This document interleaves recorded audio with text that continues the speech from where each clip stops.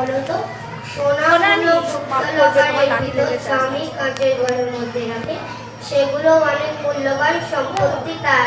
এটাই তো কথা মা তানিয়া ইসলামের মহিলাদের মান সম্মান ইজ্জত স্বর্ণ ও হীরার থেকেও অনেক বেশি দামি বানিয়েছেন, তাই সেটাকে দামি লকার বা পর্দার মধ্যে রাখা দরকার। হ্যাঁ আম্মু, আমি বুঝতে পেরেছি। খোলা আকাশের নিচে লোহা রাখার কারণে মরিচা পড়ে যায়, ঠিক তেমনই বেপর্দা নারী। আলহামদুলিল্লাহ, আল্লাহ তাআলা তোমার সঠিক হেদায়েত দান করুন। আরে তানিয়া, কেমন আছিস? আলহামদুলিল্লাহ, আমি ভালো আছি। এই তানিয়া,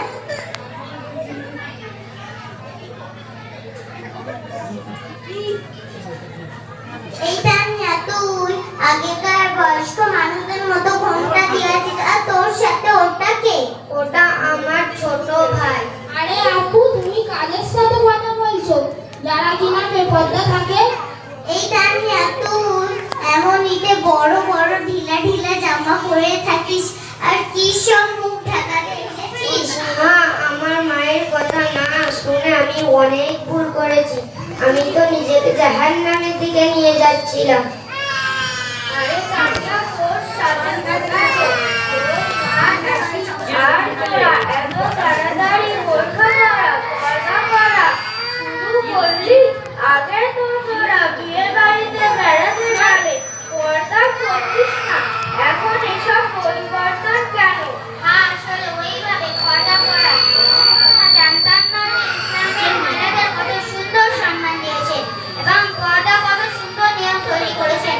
আল্লাহ তাআলা সূরা নূর 24 নম্বর আয়াতে বলেছেন, ঈমানদার নারীদের বলুন তারা যেন তাদের দৃষ্টিকে নত রাখে এবং তারা যেন তাদের অঙ্গের হেফাজত করে, তারা যেন তাদের সৌন্দর্যকে প্রকাশ না করে, মাথার অন্য পক্ষ থেকে ফেলে রাখে।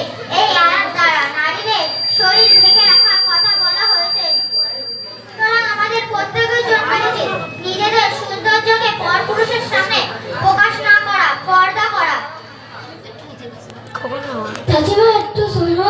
হ্যাঁ বলো। চাচিমা, তুমি কখনো বাজারে গিয়েছো? হ্যাঁ, গিয়েছি তো।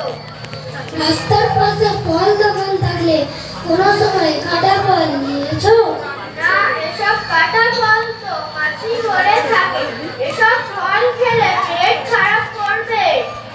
চাচিমা, তুমি কখনো বড় দোকান থেকে ফল নিয়েছো? হ্যাঁ, ওগুলো তো ভালো ফল, মোটা থাকে, মাছি বসে না। চাচিমা, তুমি কখনো ফুটপাত থেকে ফল নিয়েছো?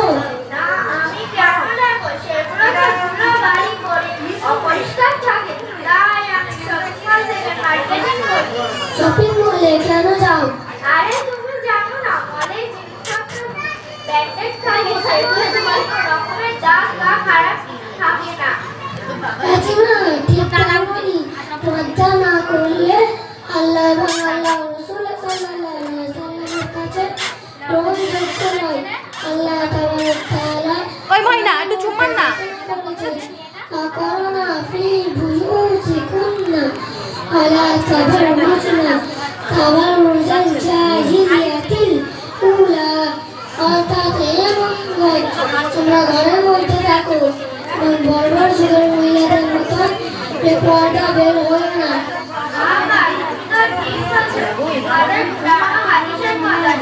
আমি খুবই খুশি হলাম এবং আমি কথা ঠিকভাবে জানতাম না, না বলে বেপর্দা হয়ে থাকতাম।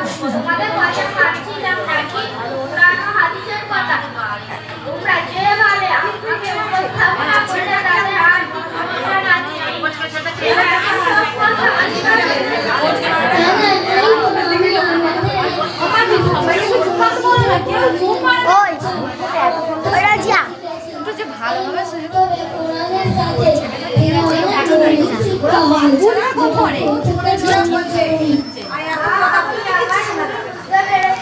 বেপর্দা নারী খোলা ফুটপাতের জিনিসপত্রের মতো।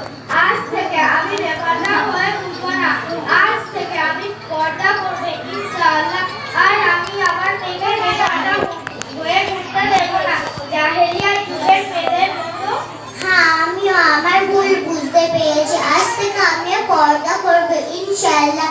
আর আজ থেকে আমিও দিনিয়াত দিয়ে নিজের জীবনের প্রয়োজন ও গুরুত্বপূর্ণ বিষয়গুলি শিখব।